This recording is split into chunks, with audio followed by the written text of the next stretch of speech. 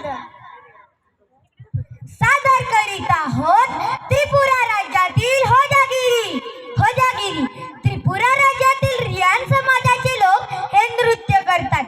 डोक्यावर व हातावर असलेल्या बाटल्यांचा तोल सांभाळत हे नृत्य करतात। होजागिरी महोत्सवात सादर केले जात असल्या कारणाने या नृत्यास होजागिरी नृत्य असे म्हटले जाते।